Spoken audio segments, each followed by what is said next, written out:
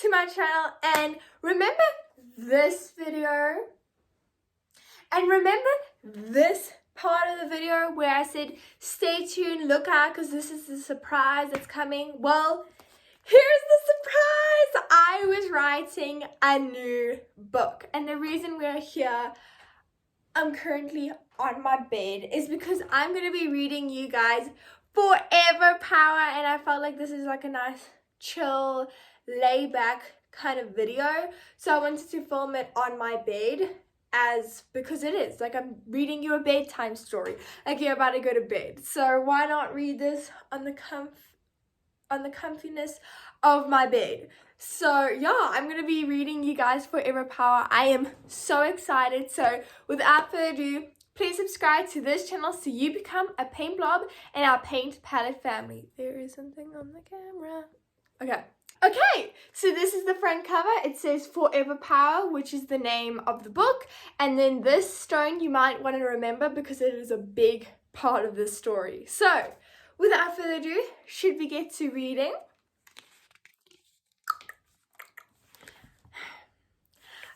I'm about to tell you about a world that is very different to yours and mine. It starts in a basic old school here in our land. 3 girls and 1 boy. There is a twist to this land. Everyone has superpowers. Each power relates to their personalities. The first girl's name is Anastasia, and she can make any precious stone in the palm of her hand. Opals, rubies, emeralds, any that you can imagine. She is a glamorous girl, which is why she makes precious stones. If you can think of the most glamorous outfit ever, that is what she would just wear for school. But deep down inside, she's quite shy and has a gentle soul. Her best friend Olivia can time travel to any continent, time, place in the galaxy. She's a mess, and she knows it. Because of this, she always has to go back in time and catch up with everyone else. Now, this might make you think that she is a troublemaker, but she is quite the opposite. Her projects always look amazing in the end, but she does struggle with time management, and therefore has to go back in time to gain extra hours. So here is the page, and here is our lovely little Anastasia in her glamorous outfit, and she is making a gem right there, and she is saying, Olivia, don't be late for school. And then Olivia is saying, I won't, because remember, Olivia is the time traveler. So this is like a portal, and all you can see is her legs time traveling, and they're in front of the school building. So yeah, that's what Anastasia looks like, and that's what Olivia's legs look like. The last girl is Scarlet. She can make animals out of anything around her. Sadly, she can't just poof and make a dog. She needs to use items around her, such as a cup, a pen, and a phone, to mold into what we call a fluffy, furry, 4-legged dog. Scarlet is a strong, independent woman with a big heart for animals. She even has a pet tiger named Stripes. The final person in this squad is our lovely friend Noah. Like the girls, he is also 12 years old. He is shy in class, but around his friends, he is outgoing and talkative. He is also very brave when it comes to exploring and learning new things. One day, they were all in life orientation class when their teacher said, guys, let's talk about the conversation you all had with your parents when you were younger. The Heartstone. I know you are probably confused, just as Noah is. He has never heard about the Heartstone. What is the Heartstone? As the kids start talking about this in the class with their teacher, Noah started to understand a little bit more of what it is. The Heartstone is a magical stone that is kept in a portal in a tree in the land called Forever Power. The portal is a wave of powerful, strong colors swirling in the massive trunk of the Forever Tree. The land of Forever Power is galaxies away from Noah's hometown. Noah was about to ask more about the Heartstone, but just then the bell rang for break. At break, Noah asked his 3 best friends what the Heartstone is, Anastasia was the first to answer. The color is silver, but when in the light, it glistens with baby pink, baby blue, and turquoise, all swirling around each other. Olivia said it is, this is the page, a stone that if you touch will give you magical powers to complement your personality. Noah asked, did you have to touch the heartstone to get your powers? All three of the girls at the same time said, no, I was born with my powers. Scarlett added that if their powers became weak, they would need to go to touch the heartstone to strengthen their power again. Noah asked if he were to touch the heartstone, would he get powers too? Anastasia replied that he would. So this is the forever power tree. And that's where the heartstone is kept. So that's the heartstone, remember? That's the heartstone, and it's kept at the top, the tippy top of the forever power tree. So yeah, that's the page. 5 days later, Noah was ready to set off to the land. 5 days later, Noah was ready to set off to find the land called Forever Power. But how was he going to get there? He needed a rocket. In the school holidays, he spent hours after hours after hours building his very own rocket to take him out of space to a galaxy far, far away. Once the rocket was built, he set off to find Forever Power. But all of a sudden, there were flashing lights and alarms going off in his rocket, and he had to make an emergency landing on the nearest island in the galaxy, called the Land of Mystery. Noah crash landed in what looked like a forest, but the forest was very dark. There were so many poofy clouds in the sky. The trees were dead, but instead of leaves, there was fire coming off the branches. Noah stepped out of the rocket and was standing on a very sandy, dark, grey surface. He needed to find his way off of this land and get to Forever Power as fast as he could. But how was he going to get there without a rocket? He needed to find someone to repair his rocket. As he was walking deeper into the darkness of the forest, he heard a roar in the sky and realized it was a massive, beastly dragon soaring above him.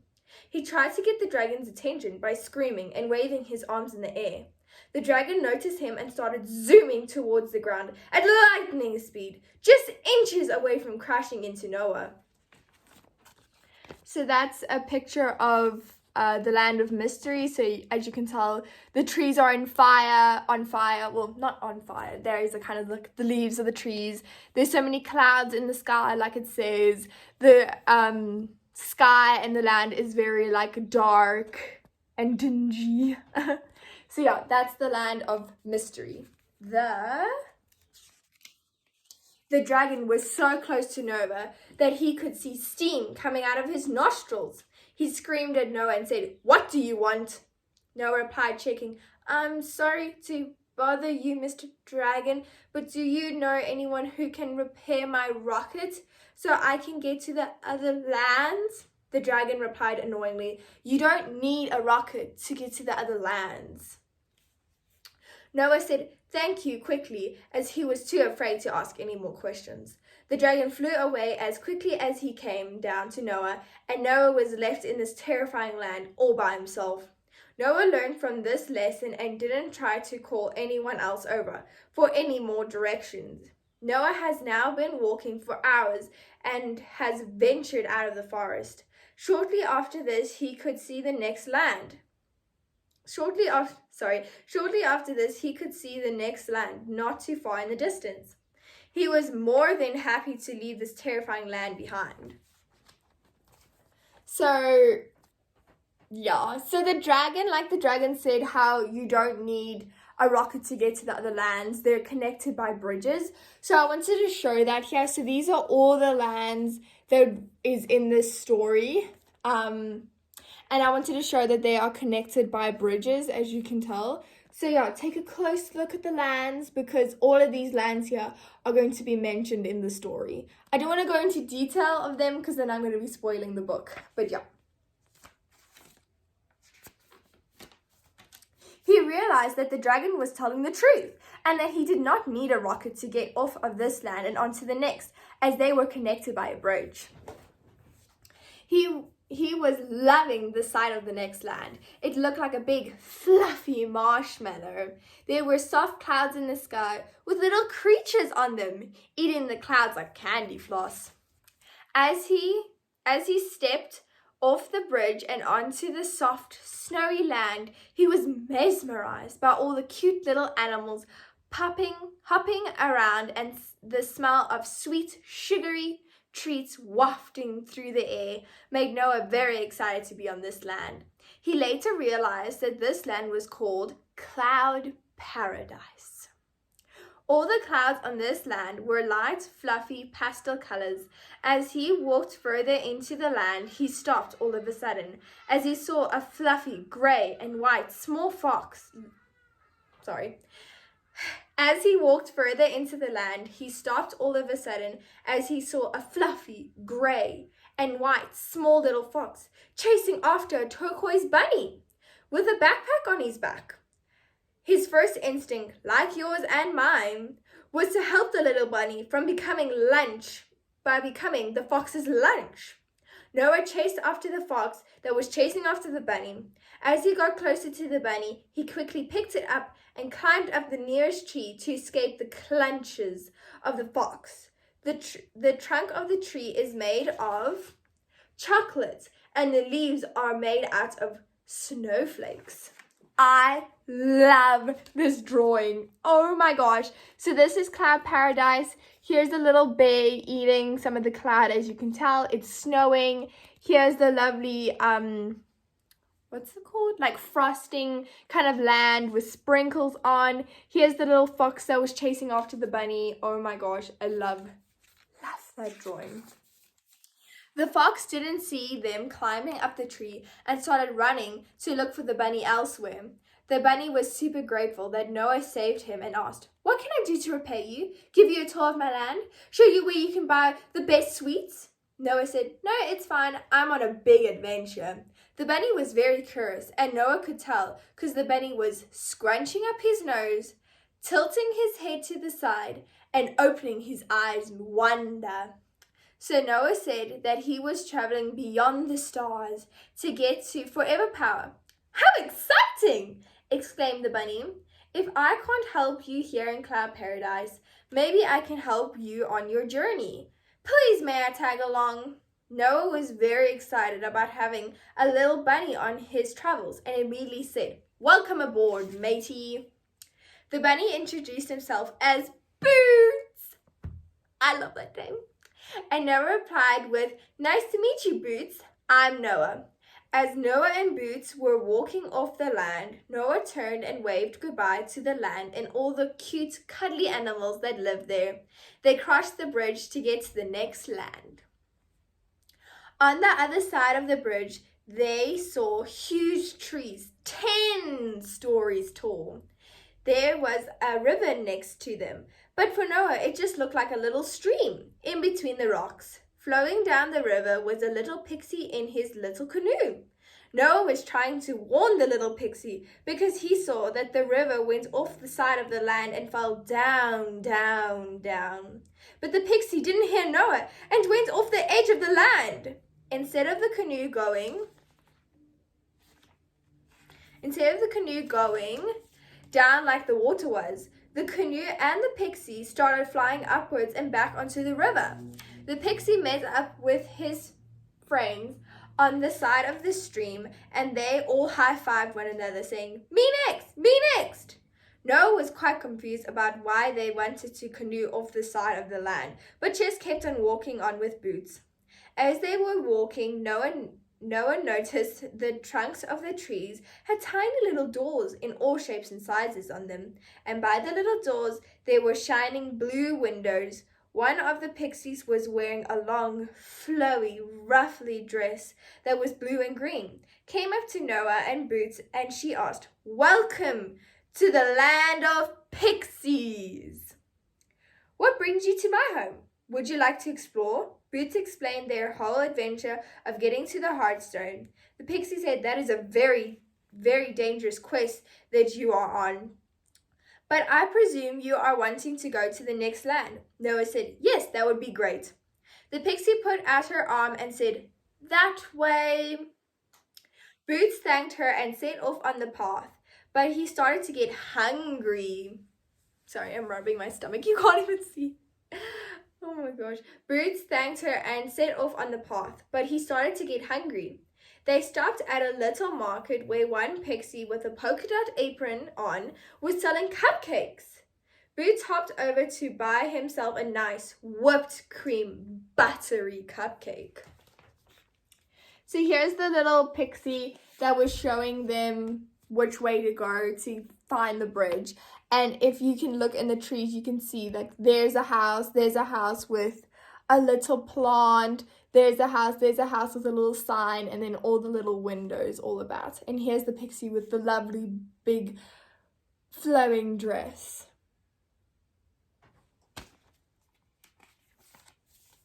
Noah said, 2 cupcakes, please. As Boots took a bite of the cupcake, he started flying, just like the other pixies. He was so confused at first, but then did 10 laps around the trees before landing right next to Noah again.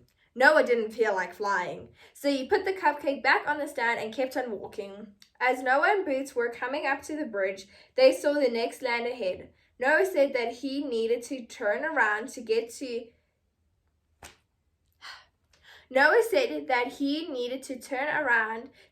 his winter coat because the next land was called the Northern Lights.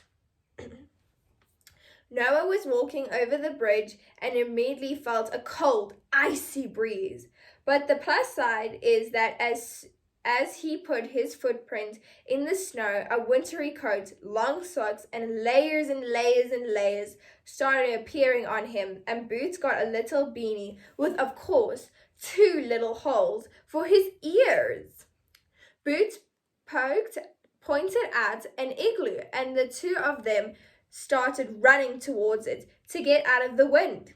Inside of the igloo was a soft, fluffy baby polar bear. Noah thought he was such a cute little bear. The baby polar bear heard them walking in and started stretching his arms. He said, "How can I help you?" with a soft, sleepy voice.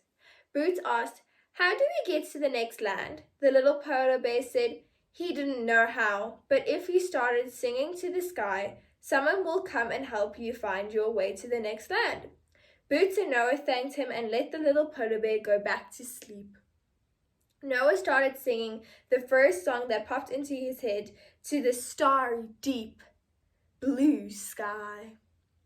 The aurora borealis lights appeared, but in the musical notes that Noah was singing. Noah was surprised to see the aurora borealis lights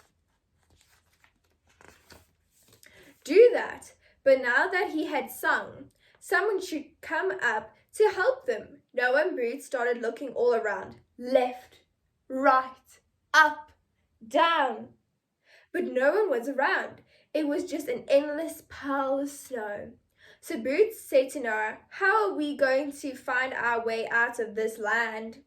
The aurora borealis lights spelled the answer. Just follow our musical notes until you see the bridge. After a few hours, they saw a snowy, icy bridge ahead of them. Noah and Boots screamed at the same time, "We are at forever power!" So there are the aurora borealis lights, and there are the music notes, and the aurora borealis said, if you just follow their music notes, it'll take them to the icy bridge. With the bridge behind them, and this multicolored, glistening portal in front of them, Boots and Noah both felt terrified. Boots asked if they should walk inside of the portal. Noah said, "I assume so." Boots and Noah Boots and Noah walked closer to the portal, trembling. As Noah was going through it, it felt like something was pushing him back. Noah was too scared to look, so he just closed his eyes. Boots said, "You can open your eyes now, Noah." Noah opened them and saw the biggest, greenest tree on a piece of land in what looked like endless space. Noah thought it was the prettiest tree that he had ever seen. Boots asked how they were supposed to get inside of the tree. Noah wondered why they would need to go inside of it, and asked Boots this. Boots answered Boots answered annoyingly, because the hearthstone is inside of the forever power tree. Noah just stared at him and then walked on to look for a door in the tree. Right at the tippy top, on the highest branch of the tree, Noah saw the door. Noah said, "Let's get climbing, Boots." Noah said, "Do we knock?" Boots said, "Nah, just turn the knob." As they opened the door, Noah realized that he actually did it. He made it to the hearthstone. It was a small circular room with very dark,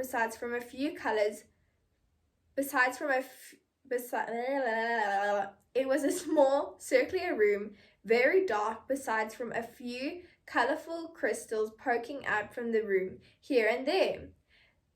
The hearthstone was nestled on a stand on a small table, which was made out of unpolished stone. The hearthstone was made up of baby pink, turquoise, and baby blue, all swirling around each other. The size of the stone was like a soccer ball.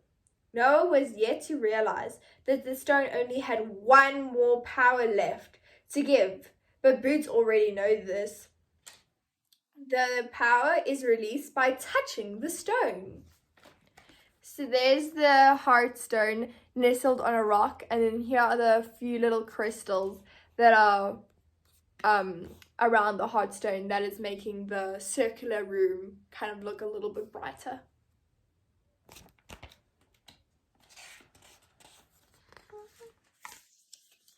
Once the last power has been released, it turns grey. Noah was reaching to the stone, his eyes closed as he knew this was such a big moment for him. Just before Noah was about to touch the stone, a little paw swooped in and touched it before he could. When Noah opened his eyes with excitement, the stone was grey. He immediately was confused and even started tearing up. He thought he'd broken the hearthstone. Noah didn't have time to think about anything else before the tree started falling apart. Without the hearthstone's powers keeping the tree alive, it started to fall apart around them. Noah and Boots jumped out of the tree, raced through the portal, and zoomed over the bridge back onto the northern lights with their winter coats once on again. Once their hearts stopped racing and they were safe from the crumbling forever power tree, Noah started thinking what could have happened to make the hearthstone turn grey. With disappointment in his voice, he asked Boots this.